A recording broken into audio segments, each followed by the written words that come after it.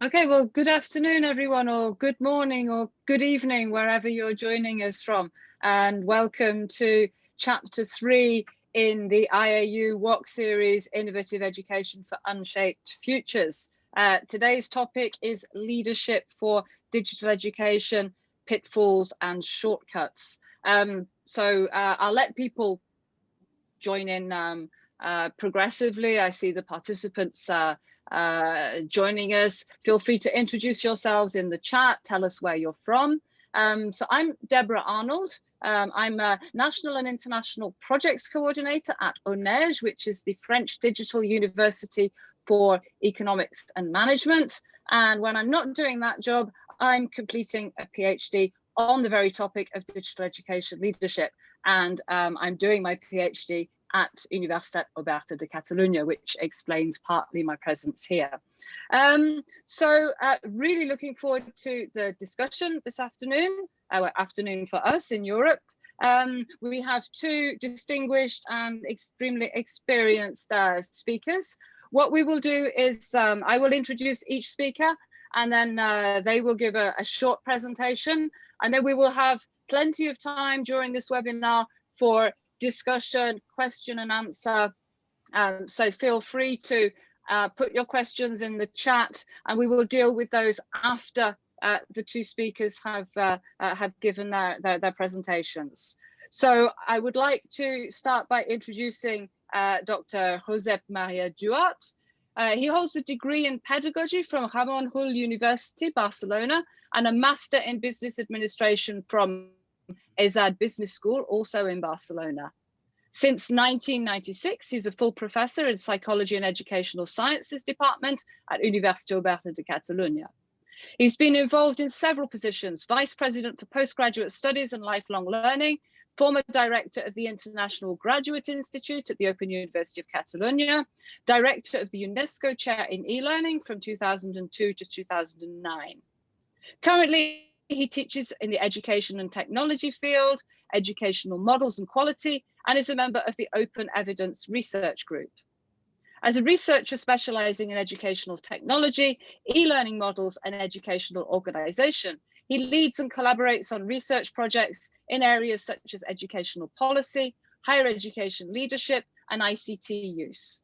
He's the editor-in-chief of the International Journal of Educational Technology in Higher Education, which you may know as ETHE. He's also Vice President of Research at EDEN, the European Distance Education and E-Learning Network, and a member of the University of the Future Network. So over to you, Josep. Okay, thank you very much, Deborah. Let me start sharing my presentation here. Exactly. Okay.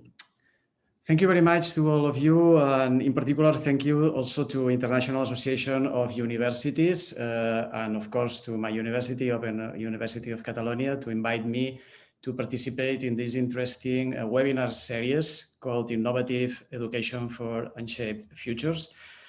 It's an honor to me to participate today here, and the idea is to share with you some ideas and some thoughts and other things that I have experienced during these years related to leadership for digital education. Let me start with some ideas about this topic, leadership in digital education. As you know, because our experience during the pandemic period and before that, of course, technology has a really very important transformative potential. We have this experience, of course, in our lives and also in economic areas, in personal areas, etc. But it's also have a real potential, a transformative potential for education. And this is one of the things we have more experience during, not only for distance universities like my university, also for all universities during this period of the pandemic. And this is something that we have to use in order to have the potential for this future. But it's also very important to analyze very carefully how this transformation happens in our institutions.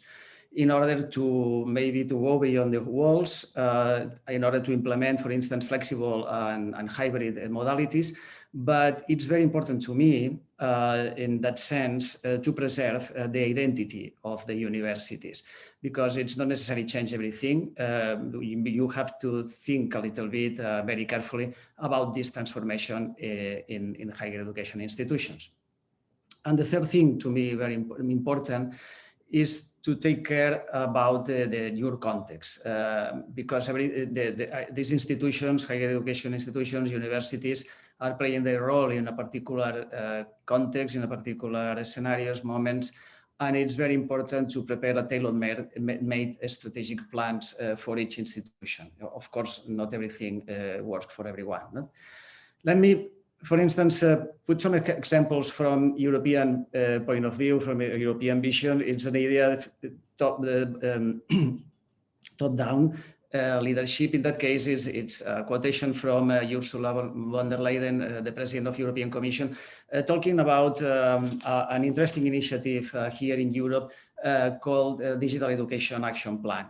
As you may know, European Union is working on that from this year to 2027 with these two priorities.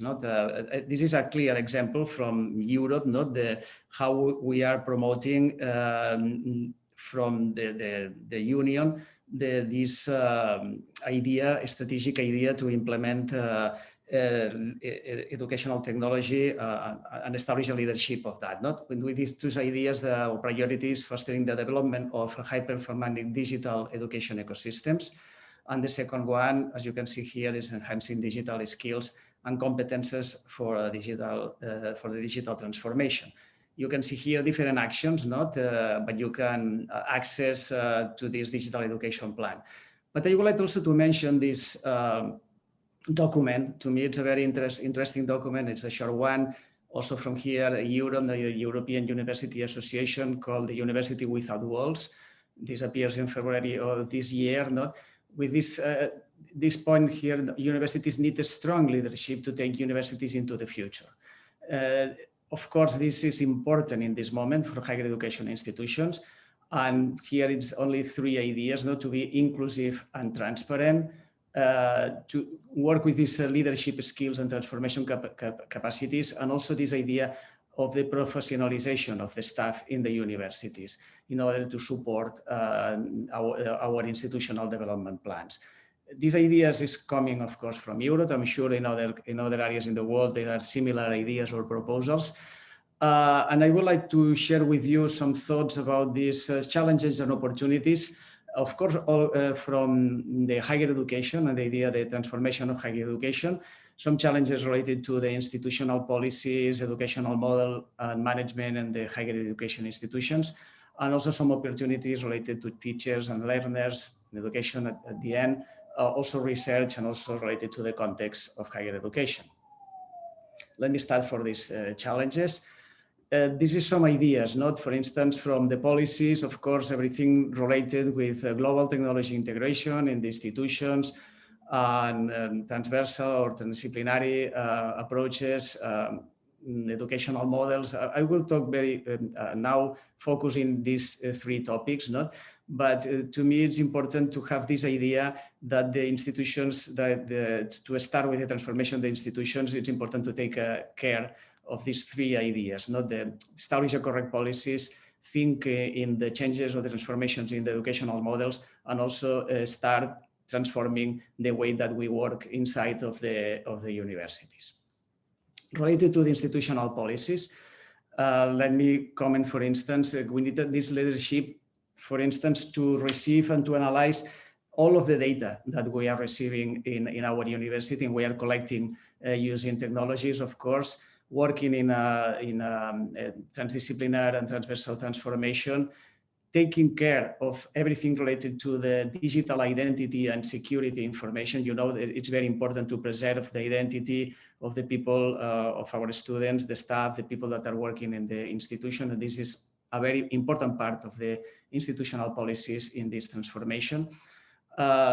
meet the specific challenge for each particular sector of the university, and also take care of this real digital divide that is always still with us, not according with our context in our institutions.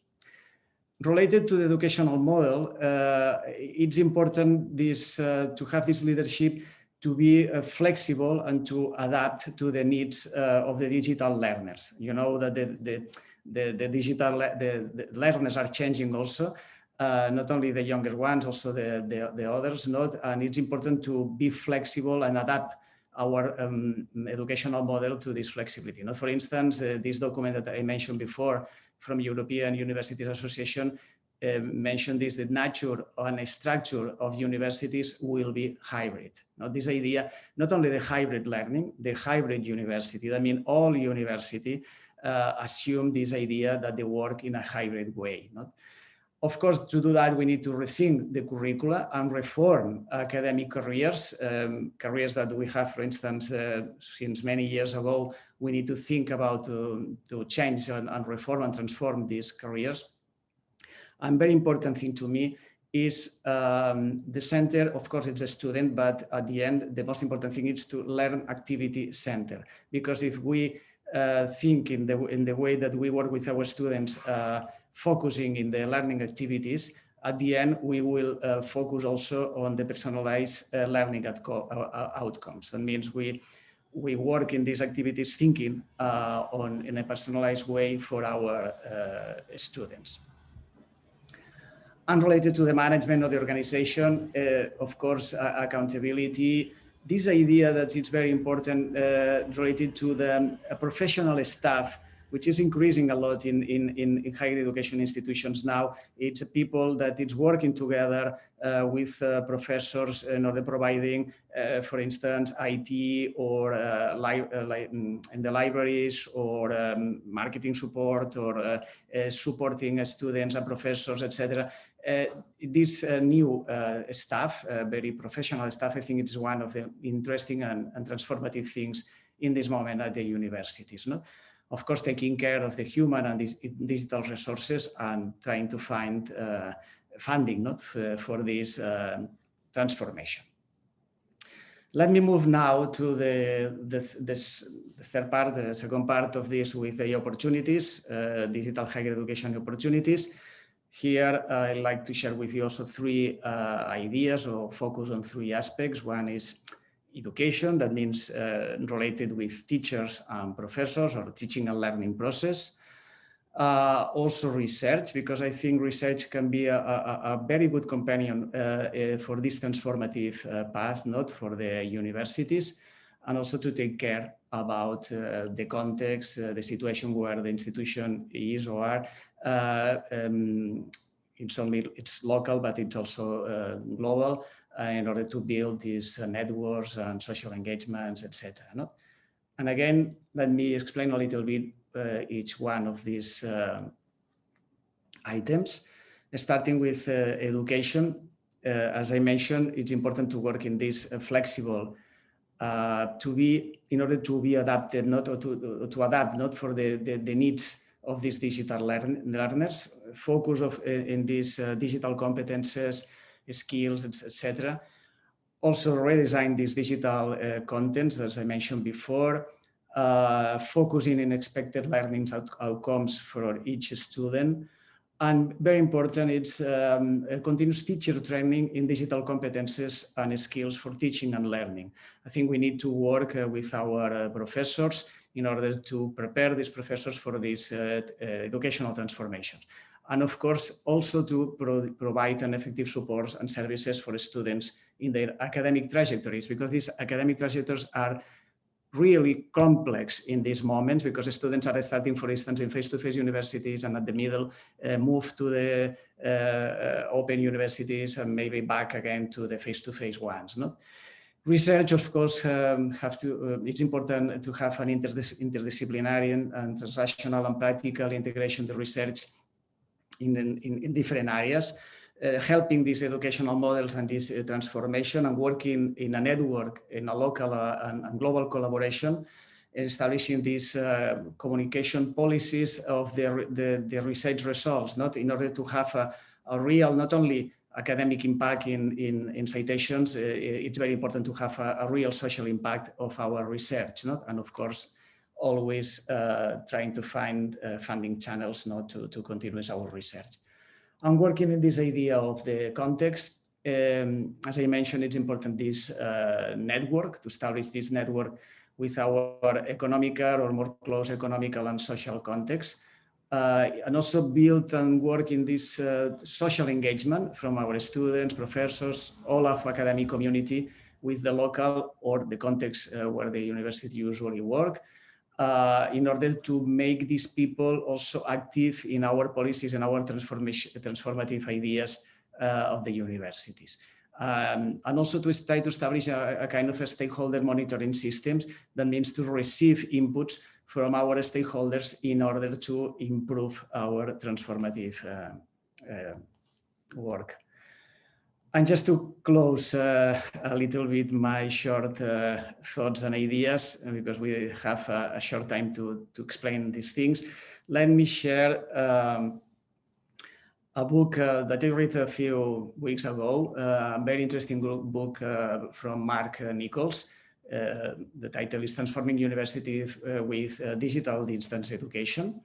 And Professor Nichols from now it's in New Zealand, proposed this digital distance education model with these 11 principles. Not that I think it's a real way to close this short ideas that I'm trying to share with you. With these 11 points, the consistent, data analysis driven, digital, agile, evidence-based, expert thought, with this idea to involve specialists in our institutions, flexible, universally open, not learning activity oriented, with automatization, that means applying, of course, artificial intelligence, which is also a very important thing to implement these transformations in higher education institutions. Relational, success-driven, that means a focus on student achievement. I think this is also very, very interesting, and systematic, that means accessible, scalable, and personalized. But if I have to choose three ideas, just to finish my presentation, is that three. The first one is in this period of transformation, I think it's important that the institution focus in their own identity. For instance, in our case, Open University of Catalonia, it's a distant, an online institution since the beginning.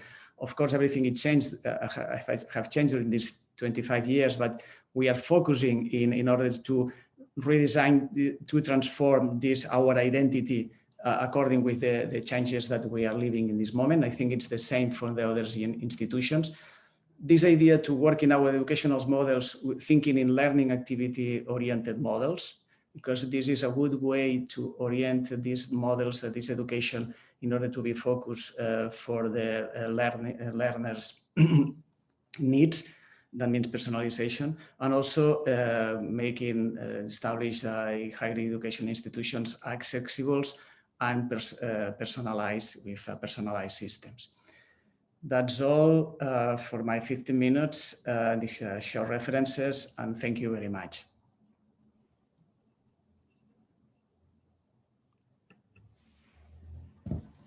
Thank you very much, Josep. Fascinating journey through the lens of UOC's vision, and a very nice summary of the key points at the end there. As we said, we will take questions. We're collecting them from the chat and the Q&A at the moment. So we will take those after the second presentation, which comes to us from José Antonio Bowen, who holds 4 degrees from Stanford University in chemistry, music, humanities, and musicology.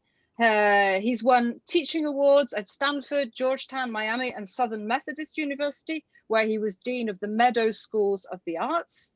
He was president of Goucher College, I hope I pronounced that correctly, and has written over 100 scholarly articles, edited the Cambridge Companion to Conducting, 2003, is an editor of Jazz, the Smithsonian Anthology, 2011, and has appeared as a musician with Stan Getz, Bobby McFerrin, and others. He's written a symphony, music for Hubert Laws and Jerry Garcia, and has long been a pioneer in classroom design, active learning, and technology.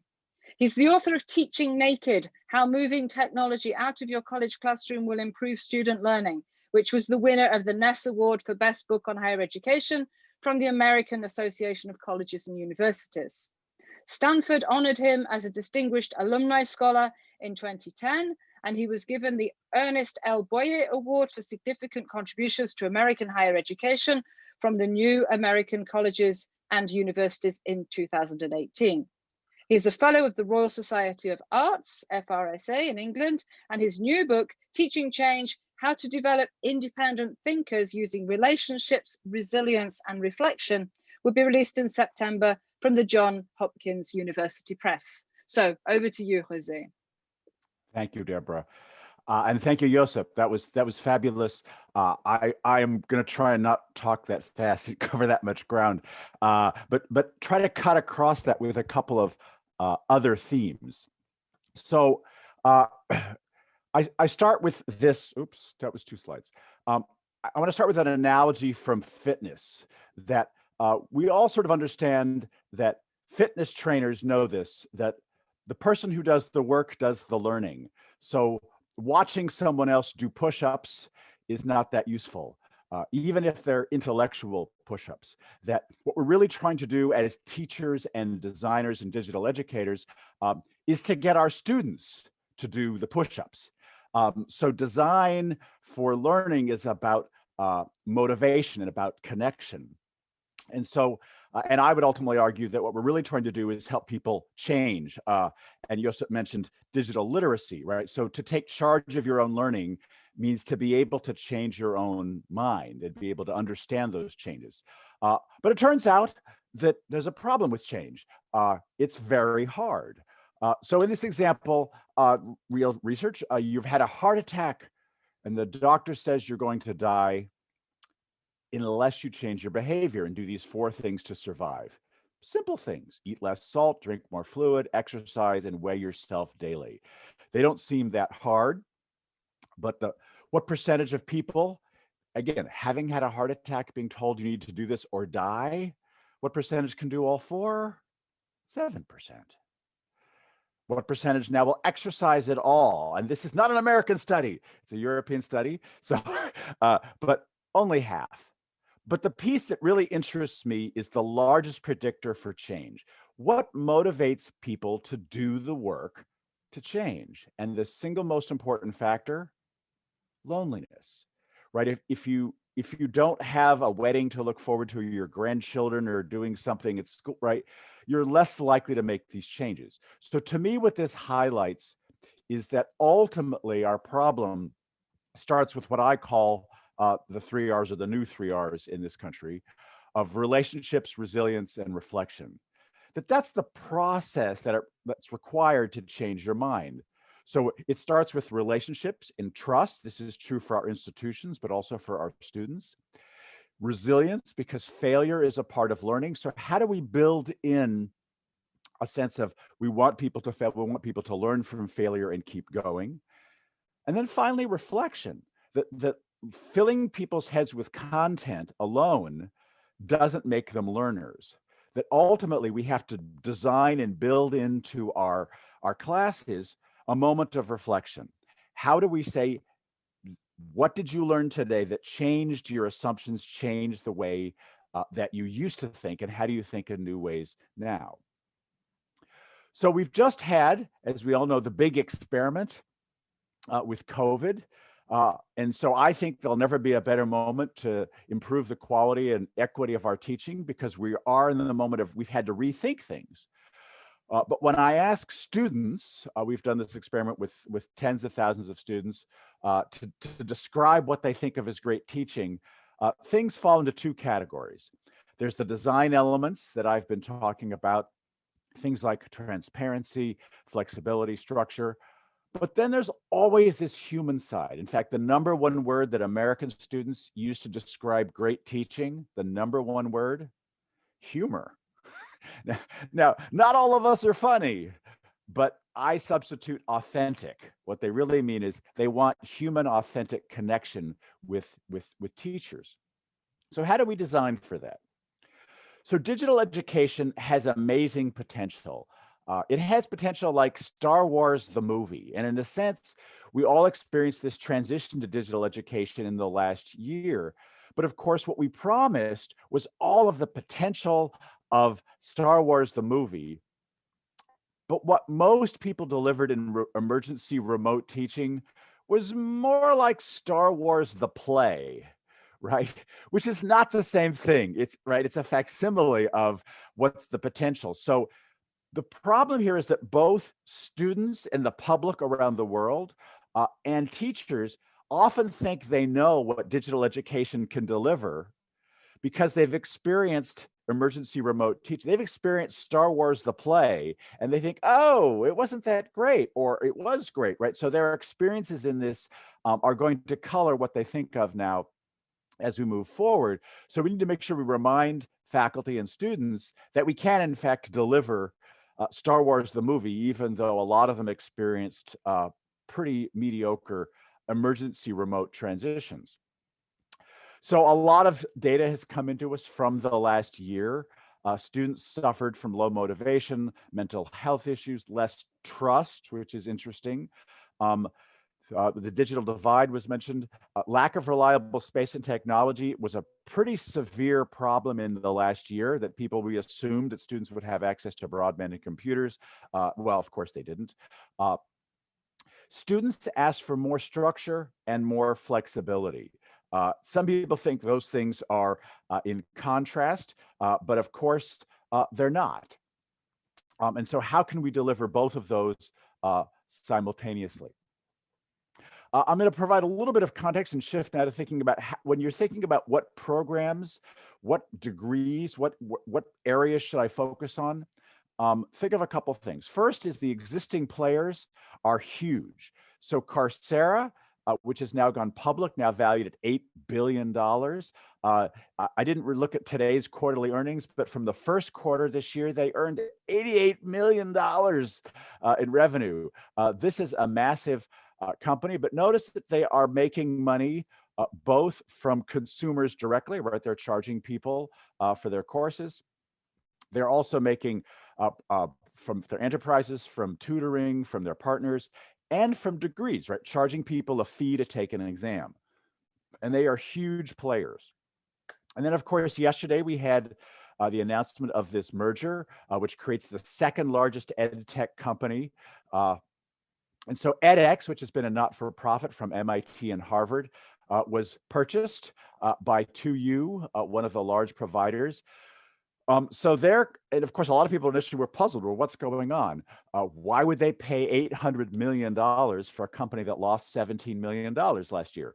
And so this is a slide from their deck yesterday, and I'll share that in the chat as well if you're interested. That's where the slides are from their deck yesterday. So this is obviously a brand that you're going to have to compete with. 15 of the top 20 universities. It's one of the top websites in the world, one of the top 1,000 websites of all websites.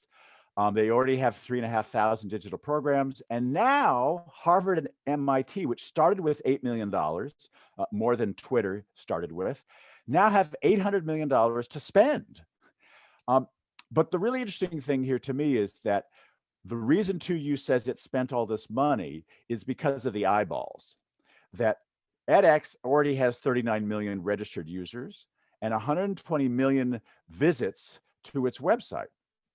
So 2U spends $400 million a year on marketing, and they're saying they can now save this money on marketing annually because they're going to use edX, which already has brand loyalty, trust, right? All of those universities to market their new programs, and think that's where they're going to make their money. So they think they can convert those eyeballs into people who will pay. We shall see. So for you, when you're planning new programs and audiences, remember there are only two ways to win in business. You can either be cheaper or you can be different, right? And so figuring out which it is you're going to be, low cost or differentiation. And so for most of us, this is not going to be low cost because we don't have $800 million to play with and offer it free, although we might want to. So the question is, how do we be different? What is our institution, and Josep has already said that, how can your institution preserve its unique personality? How are you uniquely positioned? For most of us, geography is going to be a part of this. It's where we are in addition to who we are. Partly because it's about relationships. Remember, I've talked about trust and relationships.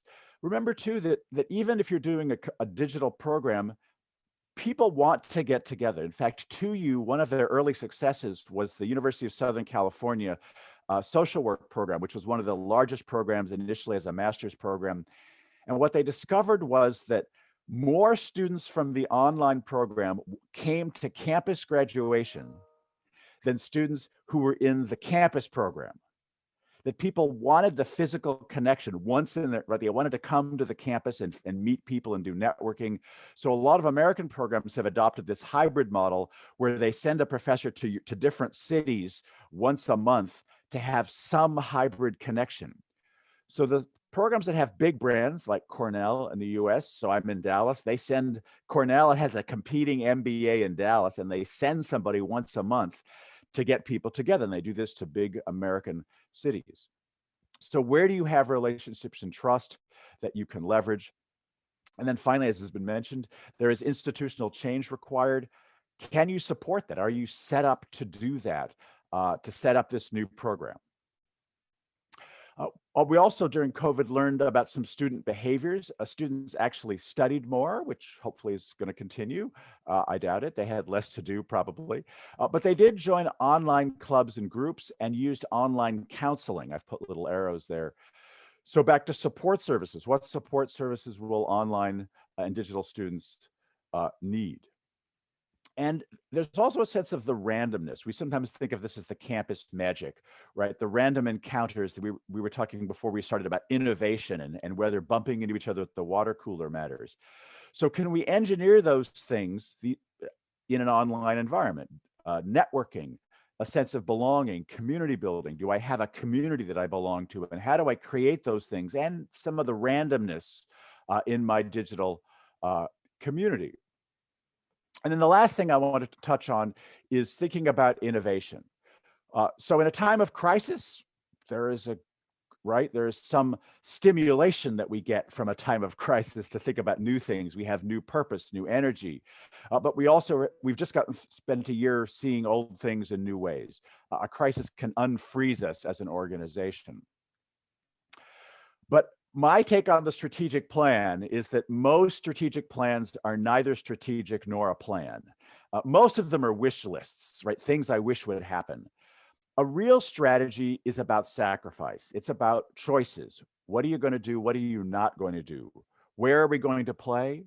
Where are we not going to play? So what are our real honest capabilities that we have, and what can we do? So your strategy starts with what your real capabilities are and what real choices you're willing to make.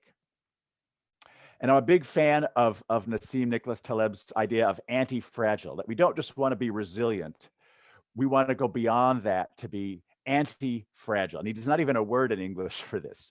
But there are lots of systems and organizations especially that benefit from a crisis or from shock. Think of your bones, right? If you never put stress on your bones, they get weaker. But things like culture, ideas, recipes, right? So people randomly experimenting, and you toss in some salt, and salt makes your recipe better. So randomness and stress makes some organizations better, and that's what we're looking for, which means we have to have a tolerance for ambiguity. And Taleb tells the story of Thales of Miletus in Aristotle. And I love this because, of course, we love it when Aristotle gets something wrong because he gets so much right. But Thales buys up all of the oil presses in winter and then rents them to farmers in the summer. And so Aristotle says, right, well, he's an astronomer and he knows more. He's as a philosopher, he knows what the weather's going to be in the summer. And Taleb says, no, he doesn't. What Thales does is he uses the value of optional asymmetry, which is he takes a limited loss. He spends a fixed amount of money to buy up oil presses. But there's the potential, if there's a good summer, that he'll sell them at a higher price. And so one of the anti-fragile ideas is that you want to use optional asymmetry. Where can you have limited loss, but larger potential upsize? So and we often think that we need to know more. And the reason I like this story is because we think, oh, if I only knew more, I would know what the right strategy is. But there are lots of situations when you don't need more information if you preserve options, if you're nimble, if you're agile, if you're just willing to make changes and not have to stay with a fixed strategy. So my idea here, and again, Steve Jobs said people don't know which they want until you give it to them. Are you interested in hitting all students, being average, or just dispersion? And my marketing example here is Chanel or chapstick, right? So Chanel is right for in France today, are being hosted there. That right, the very designer, very expensive bag. They don't want everybody to buy Chanel. They want to be exclusive and limited. But chapstick, everybody will use. It's cheap. It has trust. Nobody worries about it. So which do you want to be? Is your brand currently chapstick, or is your brand currently Chanel? And so maybe you don't need everybody to like and use your product, just a smaller group. So errors are like options, right? Innovations that don't work are options. So can you capitalize this and on your negative losses? And so to me, it's about building a culture of innovation. So for a culture of innovation, you need a tolerance for ambiguity, right? You don't always know the right answers. We're not going to have a fixed strategic plan. Here are all the answers. This will work. Strategy is about increasing your odds for success. You don't know for sure it's going to work, or it wouldn't be a strategy, right? It would be a certainty. All organizations have divergent thinkers. They're usually socialized to keep quiet.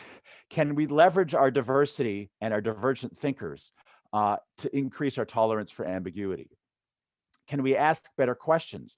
My favorite version from design thinking is to define what if questions as how might we, if in our meetings we talk about how might we create a program in X, it's easier to get people to start thinking about it.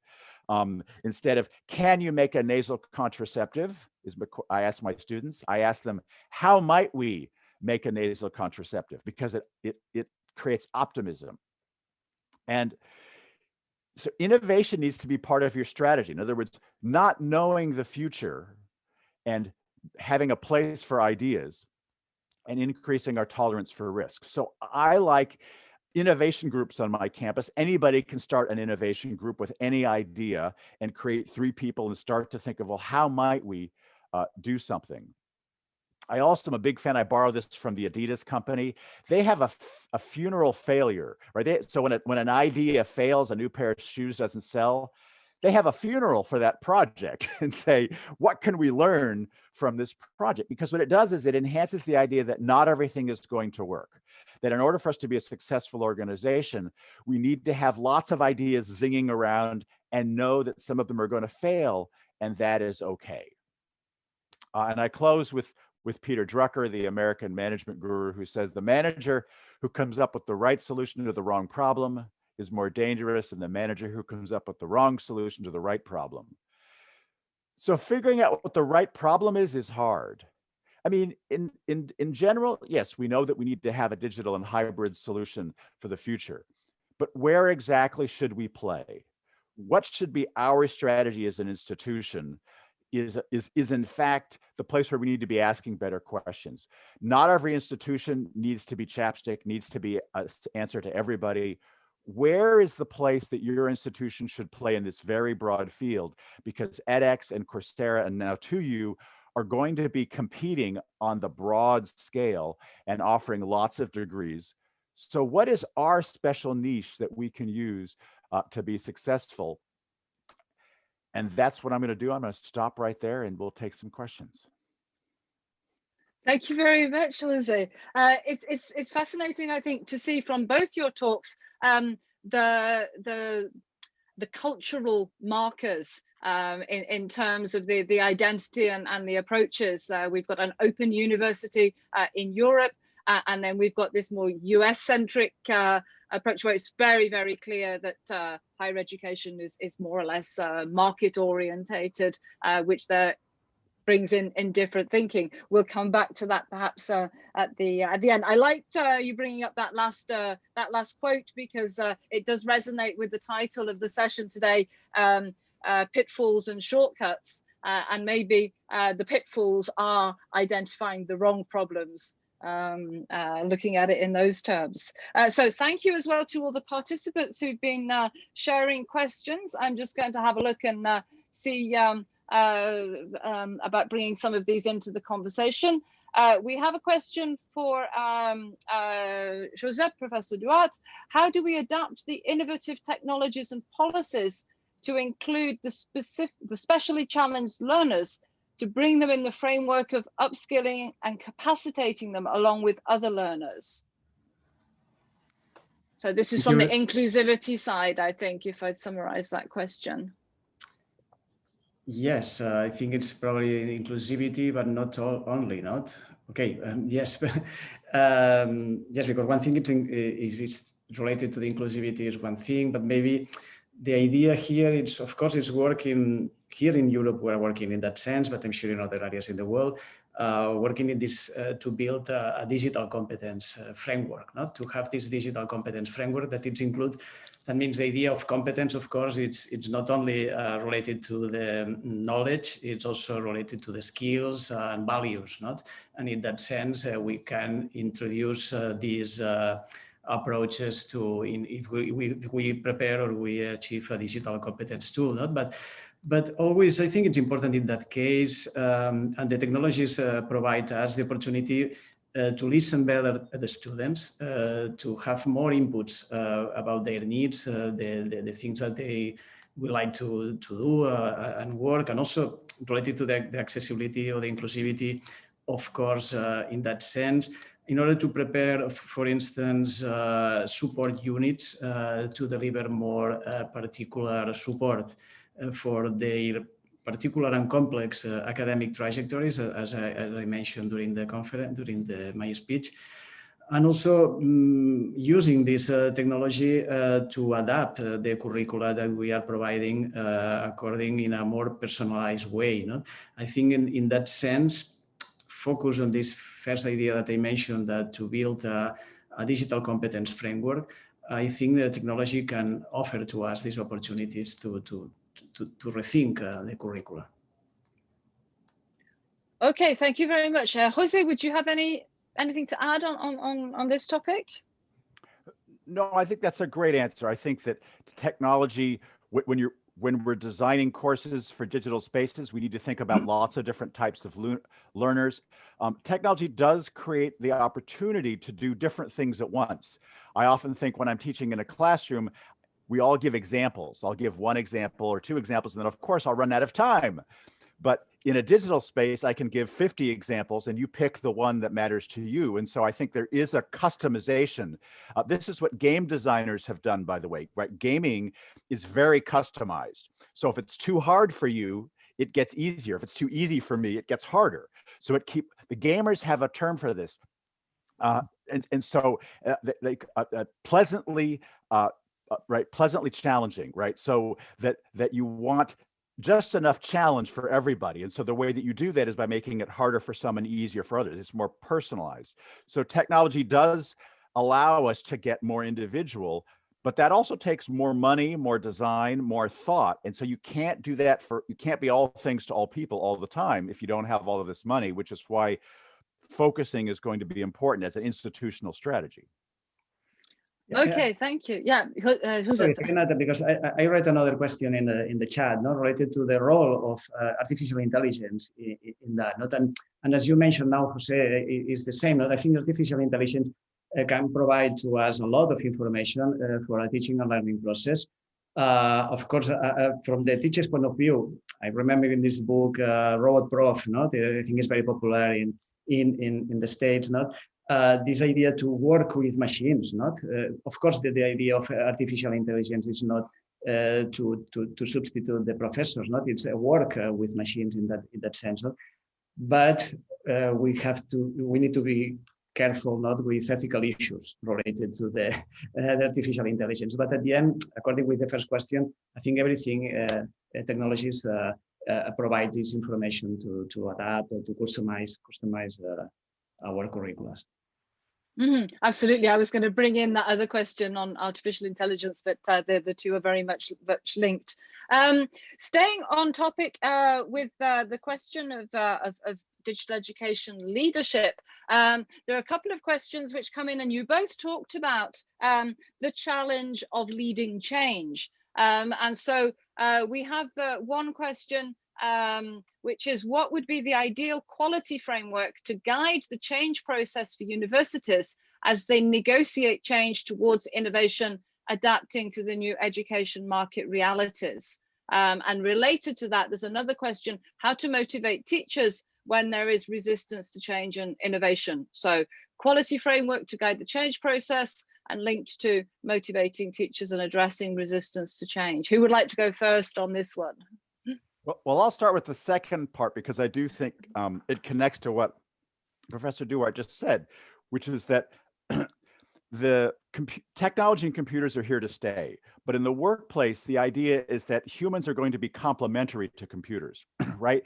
None of us remember phone numbers anymore because our phone does, right? So computers are good at large amounts of data and memory. So the human skills of relationships, of making connections, of changing, those are going to be things that still matter. So I think the question for motivating faculty is, what are the things that faculty really do best? And what are things perhaps like marking, right? There's a long history of computerized testing and trying to figure out what are some ways to do some of the more mundane tasks that maybe AI or technology can do. But where are the places where faculty need to be synchronous versus asynchronous? Where can we add most value? And so I would start with the sense that computers aren't going to replace, the AI is not going to replace the fundamental relationships that are at the heart of teaching, but they can help us in the same way that word processing and PowerPoint and computers are helping us all of the time.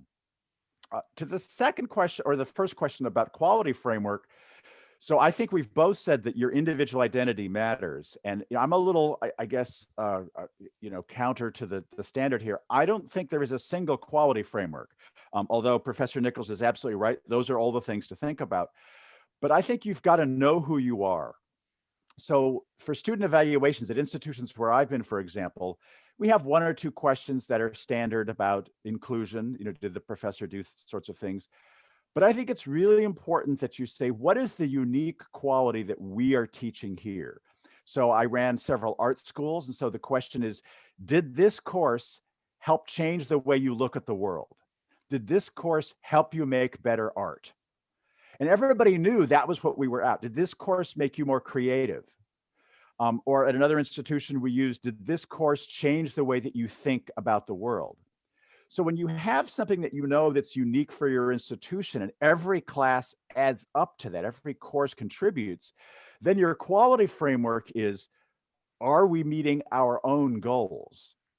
And this helps with trust and transparency, because it means we're not trying to meet some European Union standard that was made in Brussels, sorry, right? Or in Washington in this country. But in fact, we're trying to meet our own standard that we ourselves divided, that is our unique proposition. Are we meeting our own standard? I think that's a much better way to build trust and build a quality framework. Yes, I totally agree with Professor Bowen. I think this idea of because everything related to the quality framework, it's important that the self-institutional evaluation, or the self-analysis, this idea, for instance, I totally agree. And this is the thing that my notes here. And I think it's also a good way to think about to build an strategic plans, but focus on our reality, our unique things in our institution, our identity, as I mentioned at the beginning. This idea, I think it's important. Also to add something to the other question, not related to the motivation of the teachers. I totally agree also with Professor Bowen. But I think one way to motivate the others is to share their experience, not to sharing experience from each other, not because if you can see that the other person had the opportunity to implement this or other technology and the way that they do it, not maybe you can learn from the others. Not this learning together, I think should be a good motivation for teachers. Okay, thank you very much, Josep. Another question which was specifically for you and which is related to this idea of, I think, quality assurance. The question is, to which extent can we rely on stakeholders' feedback? I think it's very important to talk with in these moments of transformation with the stakeholders. Not and I mentioned this in my speech to find a way to monitorize not our progress, our transformation using the stakeholders' thoughts, ideas, or suggestions. That means we need to establish systems to collect the information, to listen to the stakeholders, to participate in our context, not to be more engaged with the things that are happening in our context. Not? That is the idea that I mentioned to have a system to be monitorized by our stakeholders. Okay, thank you. Jose, what's your take on that? Jose, sorry. No, it's okay. I agree. I think it starts before you design. I think that stakeholders need to be a part of that strategy conversation. What do they want? Where can we serve people? And so I think figuring out who is going to be our champion and what they really want at the beginning of the process is important. And I think we can rely on that information, but certainly collecting data as we go along, checking in, being as transparent as possible. Because again, we're not going to, for the most of us, be going to go global like edX and try to get 40 million global users. We're going to try to get a smaller number of people, and so they're going to have more specific needs. Okay, so it's much more than just basing decisions on student satisfaction surveys, as I understand it, because I know there are issues with that level of student feedback in terms of equity and in terms of students' own understanding of good learning. But as you said, they highly rate the human side. We have a lot of questions coming in. I just would like to say to our participants, because we're talking about digital education, I know that there are more technical questions about the pedagogy and so on. Please forgive me, we have limited time, so I'm going to focus on the questions which really address today's topic of leadership. So I'm going to go and bring in the question about resources, which both of you as well highlighted was very, very important. And this one is concerning developing countries. And the question is, should governmental agencies accompany institutions for the digital infrastructure, as it is difficult for them to find the funds? Yeah, I agree. Of course, I have a short experience, not with developing countries, in particular in Latin American countries, but of course, it's very important, the participation of the ministries of telecommunications or education, etc., in that countries to provide resources, in particular technical resources for higher education institutions. No, this is one point, but other is also to provide to stay together, not with these institutions in developing countries, to provide educational resources too. For teachers, for students, for instance, building open educational resources hubs in different languages, in particular in the languages of the countries, etc. No, but I agree that the participation of the administration of these countries is very, very important. And of course, the companies, but the companies are having a lot of revenues, not in these countries, and they have to revert these revenues to upgrade the possibilities of the country with digital education, of course. And that's a great point. So yeah. So, let's be honest, all of us want the funding, but not the bureaucracy and the politics. But sometimes there's a trade-off. And so I think what we have to get over is the sense that both governments and companies are going to want to direct the areas. And I think we overestimate that both corporations and governments will want to determine how we teach. They are concerned with what we teach and what skills we teach. So I think there are places where we can find areas where there are important areas, and corporate learning is huge business. Billions and billions are spent on corporate learning. So figuring out what piece of that you can own is a great way to get funds, which can help you build out your infrastructure to then do other things that you also think are important. Okay, right, we're coming to the end. What I would like each of you to do is just maybe say in 1 or 2 words, sentences, what you would consider to be a leadership shortcut for digital education, like your top tip for digital education leadership. Okay, I think so I'm putting you on the spot here.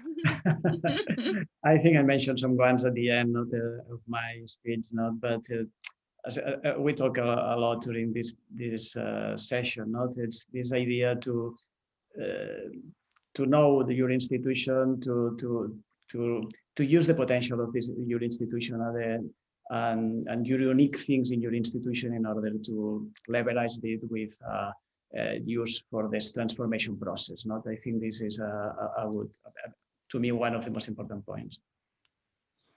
And I'd say, I would add to that trust, right? Building trust, transparency, relationships. And the other is your own personal tolerance for ambiguity, right? The future is uncertain. And so if you can't handle it, your organization was going to mirror, right? Organizations mirror the personality of the leader in some important ways. And one of them is if your tolerance for ambiguity is limited, then your institution will too. I'm sorry, Deborah, because maybe I'm changing your final words and final thoughts, etc. No, but I find interesting one question in the chat related to the different models for the future education. I'm talking, for instance, about these micro-credentials and these kind of things. And the question at the end is agree or disagree. I think there are not only one model for universities in the future. Of course, I think this model that use everything, that the context can provide to us and to the students, for instance, micro-credential coming from companies, industries, etc., and also recognize these credits from the institutions, from the higher education. I think it's a good way.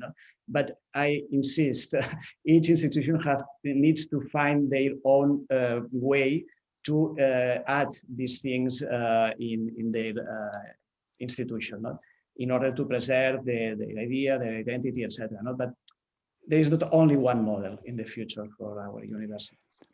Yeah, I would add one clarification on my side would be that I do think that the big 3- and 4-year degrees are too generic, maybe with a major or a field, that corporations that are hiring and governments are going to want to know what specific skills. So we're going to have to get better at identifying what are the skills that we taught, and if it's either a certificate or a micro-credential, or just being able to say, we're going to stand behind our graduates and we guarantee you that they will have this digital literacy or that skill. And I think that the focus on what specific skills graduates have is going to be increasingly visible in one way or another. And we can either do it with micro-credentials, or we can do it with something else.